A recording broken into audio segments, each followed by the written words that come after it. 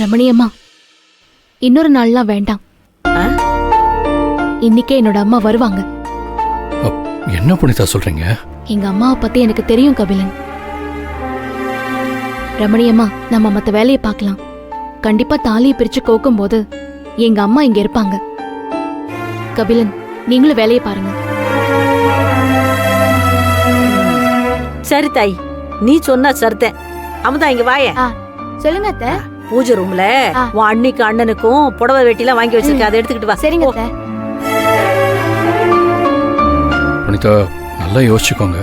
அத்தை சொல்ற மாதிரி நம்ம இன்னொரு நாள் கூட இந்த ஃபங்க்ஷனை வச்சுக்கலாம். அதுக்கு அவசியம் இருக்காது கபிலன்.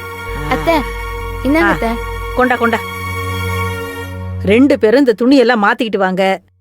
புனிதா நம்புற மாதிரி அவ அம்மா இங்க வந்தா நம்ம எல்லாருக்கும் சந்தோஷம் தானே. இந்தா போங்க கண்ணுங்களா, போங்க.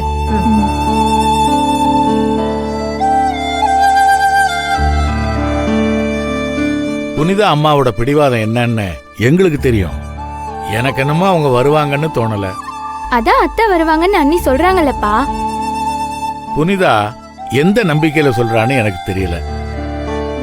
இங்க பாரு தம்பி, உனக்கு தெரிஞ்ச மரகதத்தோட பிடிவாதம் புனிதாவுக்கு தெரியாதா என்ன? மரகதம் புனிதாவோட அம்மா. புனிதாவோட நம்பிக்கை என்ன ஆகும்னு பொறுத்திருந்து பாப்போம். அதுக்கப்புறம் ஆண்டவன் என்ன வழி விட்டுருக்கானோ அதுபடி நடக்கட்டும். அமுதா, உள்ள தாலி கொடி இருக்கு, எடுத்துக்கிட்டு வா. சரிங்க அத்தை.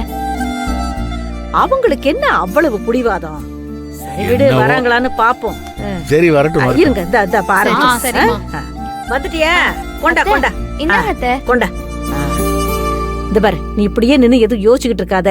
புனிதாவுக்கு போடுற தாலி கொடி இது. பூஜை ரூம்ல வச்சு நல்லபடியா வேண்டிக்கிட்டு வா. சரிக்கா, புடி.